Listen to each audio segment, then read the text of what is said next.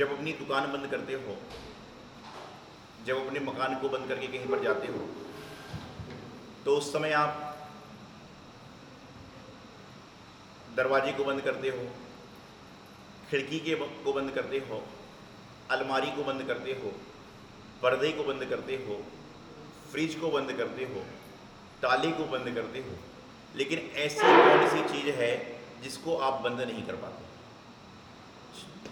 ऐसी कौन सी चीज़ है जिसको आप बंद नहीं कर पाते? बताइएगा।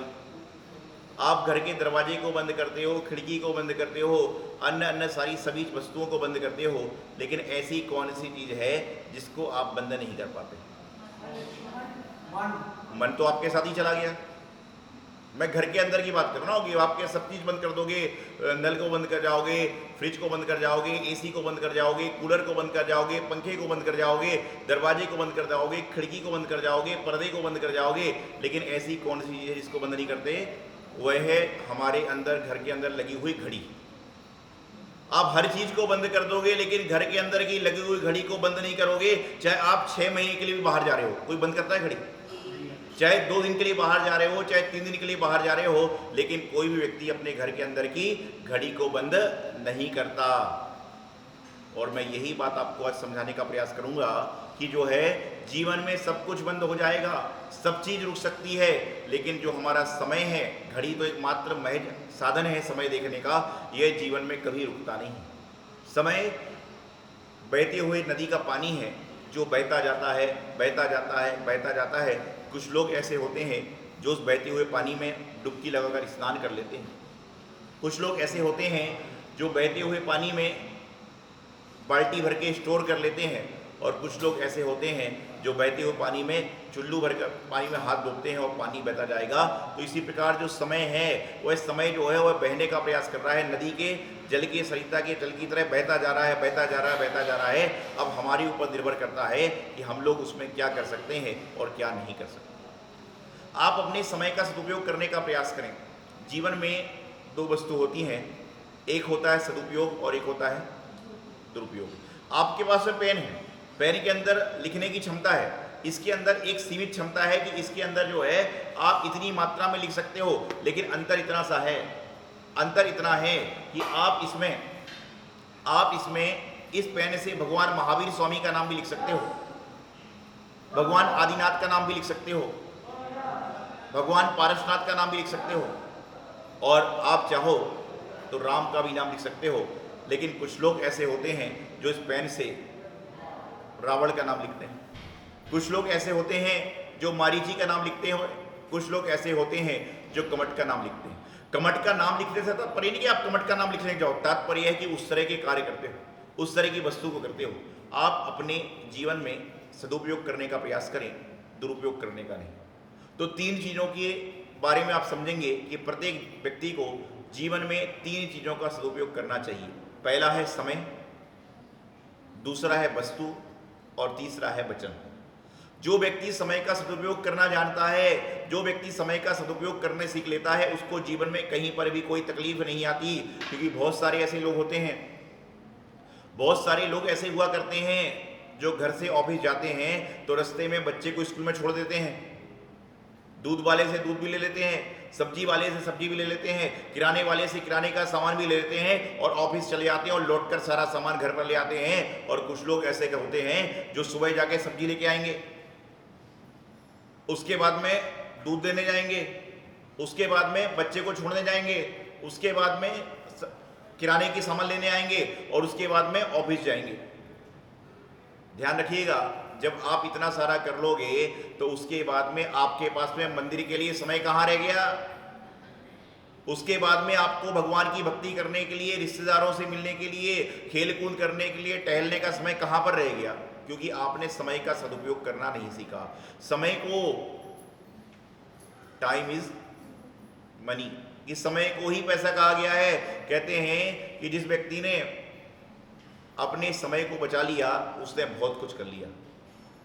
ध्यान रखिएगा कि मैं अक्सर एक बात कहता हूं कि बहुत से लोग ऐसे होते हैं जो किसी व्यक्ति को देखकर दूर भगाते हैं, चल भाग। लेकिन वही व्यक्ति जब यदि मान लो आपके वार्ड का मेंबर का चेयरमैन बन जाए, वही एमएलए बन जाए, वही आपके यहाँ का पार्षद बन जाए, तो उसके बाद में क्या होगा? जिस व्यक्ति को आप भगाने का प्रयास करते थे, जो व्यक्ति आपसे मिलने आता था, आप उससे मिलने का प्रयास नहीं करते थे, उसके बाद आपको उसका मिलने के लिए लाइन लगाना पड़ती है, उससे मिलने के लिए आपको क्या करना पड़ता है? अपार्टमेंट मिलना पड़ता है, उससे मिलने के लिए स्वीकृति लेना पड़ती है। क्यों?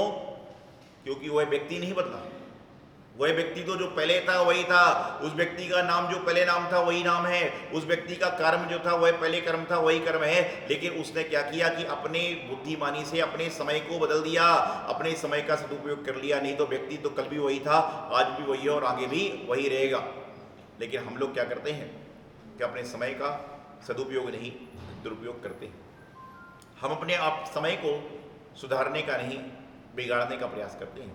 मैं एक बात हमेशा कहता हूं कि जो व्यक्ति अपने समय को सुधार लेता है, उसने समझ लीजिए कि अपने जीवन को सुधार लिया, क्योंकि जिस व्यक्ति का समय सुधर जाता है, उस व्यक्ति का जीवन अपने आप सुधर जाए तो कोई बड़े आश्चर्य की बात नहीं है। जिस व्यक्ति ने अपने समय को सुधार लिया, उसने जीवन का समयसार अपने आप पढ़ लिया। जिस व्यक्ति ने अपने जीवन में नियम का पालन कर लिया, उसने जीवन का नियम सार अपने आप पढ़ लिया। और जिसने अपने वचन को सुधार लिया, उसने प्रवचन सार अपने आप पढ़ लिया। तो कोई बड़े आश्चर्य की बात नहीं। आप समय सार को पढ़ने का प्रयास करते हो, आप नियम सार को पढ़ने का प्रयास करते हो, आप प्रवचन सार को पढ़ने का प्रयास करते हो, लेकिन इन सब को पढ़ने के बाद में आपके जीवन में परिवर्तन कैसा है?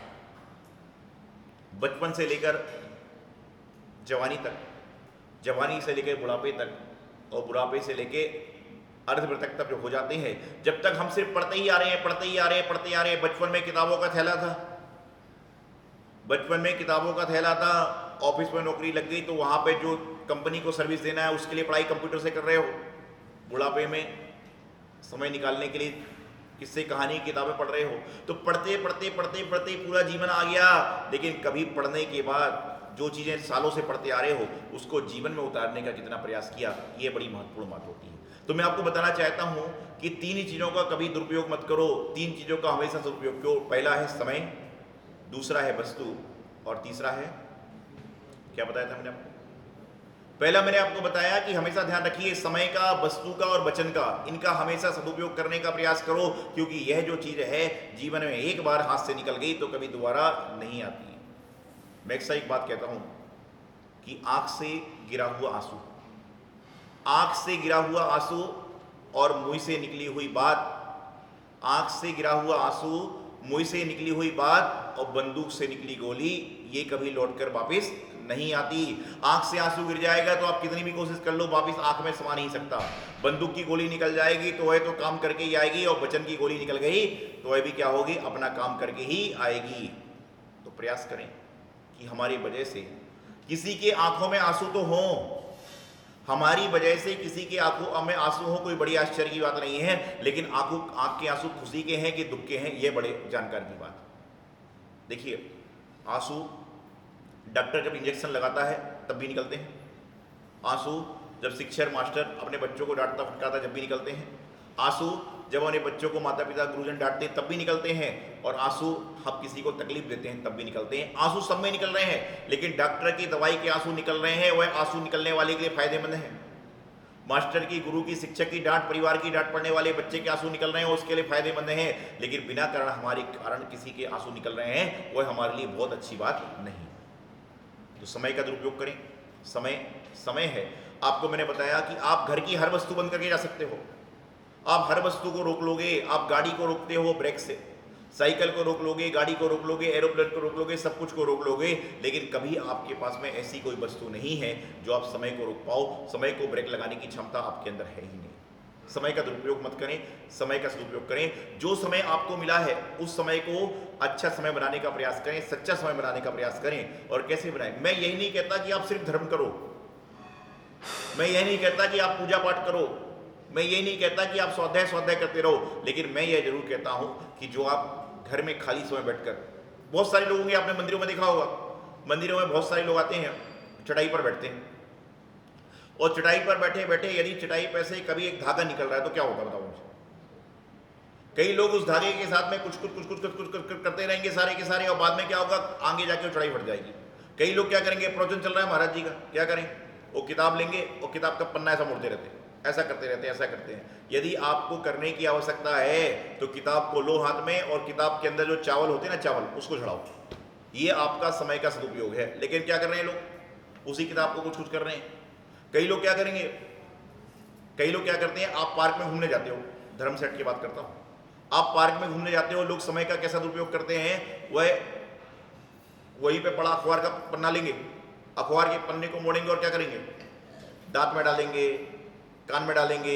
कई कुछ मतलब पार्क में बैठे बैठे आए हो ताजी हवा लेने के लिए, पार्क में आगे कहते हैं कि पार्क के अंदर गंदगी करना मना है, लेकिन वहीं पे कागज को निकाल निकाल के वहीं फेंक रहे हो। ये दुरुपयोग कर रहे हो, समय का दुरुपयोग हो रहा है। समय का सदुपयोग कैसे होता है कि आप पार्क में बैठे हो और पार्क में बैठे बैठे आपके सामने दो लोग और बैठे हैं, आप उनसे अच्छी बातें शेयर करो, अच्छी कहानी सिखाओ, उनसे उनके हालचाल पूछो, उनसे पूछो कि आप दुख में तो नहीं है, आप तकलीफ में भी तो नहीं है। यदि कोई अनजान व्यक्ति हमसे पूछ लेता है कि आप कैसे हो, तो समझ के चलना कि उस व्यक्ति को इतनी मन प्रसन्नता आती है, इतनी मन प्रसन्नता आती है कि दूसरे दिन वह पार्क में आपका वेट करेगा, आपका इंतजार करेगा कि वह व्यक्ति कहाँ है जिसने कल मेरे हालचाल पूछा।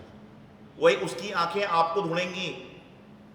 और लेकिन कोई व्यक्ति आपके जाने के पहले पार्क में सीट पर बैठा हुआ है और आप गए और आपने कहते क्यों भाई साहब, आपको पता नहीं है यहाँ पर रोज मैं आकर बैठता हूं, तो अगले दिन भी उसकी आंखें ढूंढेंगी, अगले दिन भी उसकी आंखें आपको ढूंढेंगी, लेकिन वह इसलिए ढूंढेंगी कि मैं उससे बच जाऊं।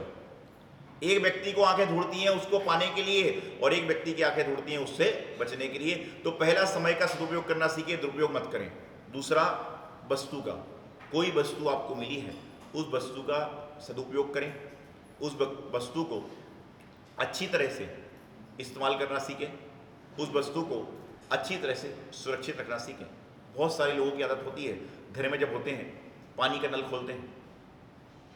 आप मंदिरों में, शायद यहाँ मंदिर में होगा, कई जगह मंदिरों में वाटर कूलर होता है, ठंडा पानी पीने की व्यवस्था है, यहाँ पे भी तो होता है। आप ये देखिएगा कि आप यदि सुबह से शाम तक का हिसाब लगाओ, मंदिर में आए होंगे 20 लोग, 20 लोगों में से पिया होगा पानी 10 लोगों ने, लेकिन पानी इतना खर्च हो चुका है वाटर कूलर का कि कम से कम जो है 20, 25, 50 आदमी पानी पिएगा। क्यों? क्योंकि हमारी आदत पड़ चुकी है, चाहे वो पैर धोने का पानी हो, चाहे पीने का पानी हो, चाहे नल का पानी हो, हमको यदि गिलास भर चाहिए तो जग भर भी गिर जाए तो कोई बड़े आश्चर्य की बात नहीं है।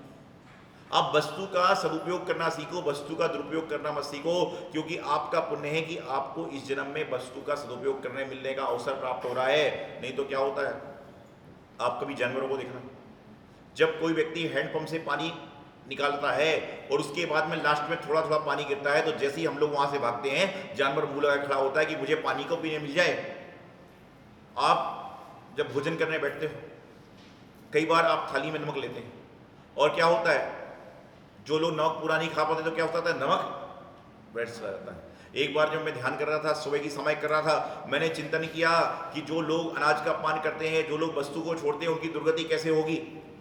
तो वहां पर ध्यान करते करते मुझे लगा कि जो व्यक्ति इस जन्म में नमक को थाली में बहाते हैं, उनको अगले जन्म में आंखों की पलकों से नमक को उठाना पड़ता है। ध्यान रखिएगा, आप चिंतन करें कि आपने कितनी बार नमक को वेस्ट किया है, नमक को बेकार किया है। जितना नमक, आप सोचिए कि आंख की पलकों से नमक को उठाना पड़ता है। यह होता है दुरुपयोग करने का परिणाम। प्रयास करें कि अब तक हमने किस चीज का दुरुपयोग किया उसको छोड़ दें, लेकिन अब प्रयास करें, आप 2 बार ले लो ना। आप वस्तु का दुरुपयोग मत करो, ये मत सोचिए कि भाई मिल रही तो लेते जाओ। आप उसका प्रयास करें कि उसको दोबारा ले लें, क्योंकि हम लोग कभी भी देवता का अपमान नहीं करते। करते हैं क्या? देवता का अपमान नहीं करते, माता का अपमान नहीं करते। तो मुझे बताइए, देवता कौन कौन है? भगवान जी देवता है, माता पिता को देवता बता दिया, गुरु को देवता बता दिया, और किसको बताया? अन्न को भी देवता बता दिया। तो जो अन्न आपका देवता है, आप उसका अपमान कैसे कर सकते हो? जो आप लोग रहते हो, इसको क्या कहते हैं? कौन से राज्य में हम लोग, कौन से शहर उसमें रहते हैं, देश में? भारत देश में। और जब 15 अगस्त में, 26 जनवरी को जब बच्चे स्कूल में पढ़ने जाते थे या जाते हैं, तो वहां पर झंडारोहण होता है, झंडा फहराया जाता है, उसके बाद कौन सा नारा लगता है? भारत माता की जय।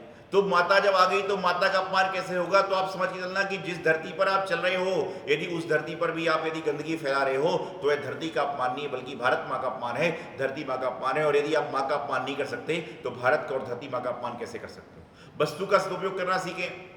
कई लोग ट्रेन में सफर करते हैं, कई लोग बस में सफ़र करते हैं, गाड़ी में सफ़र करते हैं, और यदि हल्का सा छेद होगा तो उस व्यक्ति के उठने के बाद वह पूरा गड्ढा हो जाए तो कोई बड़े आश्चर्य की बात नहीं है। क्योंकि समस्या ये है कि आदमी के पास में समय नहीं, ऐसा नहीं है, समय ही समय है। अंतर सिर्फ इतना है कि आदमी समय का सदुपयोग करना नहीं जानता, समय का दुरुपयोग करना सभी लोग जानते हैं। तो वो समय का सदुपयोग करें, वस्तु का सदुपयोग करें, और तीसरा क्या है? वचन, अर्थात अपनी वाणी का सदुपयोग करना चालू करें। समय का सदुपयोग नहीं करोगे चल जाएगा, वस्तु का सदुपयोग नहीं करोगे चल जाएगा, लेकिन आपको अपनी वाणी का सदुपयोग करना बहुत आवश्यकता है। क्योंकि जो व्यक्ति अपनी वाणी का संयम पाल लेते हैं, जो अपने वचन पर संयम पाल लेते हैं, जो वचन का सदुपयोग कर लेते हैं, उसका जीवन का कल्याण निश्चित है। अब विचार करिए, कोई व्यक्ति आपसे मिलने आया और आपने उससे पूछा, भाई साहब कहाँ से आए हो? तो मन बड़ा प्रसन्न हुआ। और यदि आपने उससे पूछ लिया, क्यों बे कहाँ से आया है, क्या होगा? आप ही सोचिए कि यदि हम कहीं पर जा रहे हैं और कोई व्यक्ति आपसे कह दे कि भाई साहब कहाँ से आए हैं, कुछ ठंडा पानी वगैरह ले लो, और दूसरा कहता है क्यों बे कहाँ से आया, पानी पिएगा क्या? तो कितनी भी प्यास लगी हो, कितनी भी प्यास लगी हो, लेकिन पानी नहीं।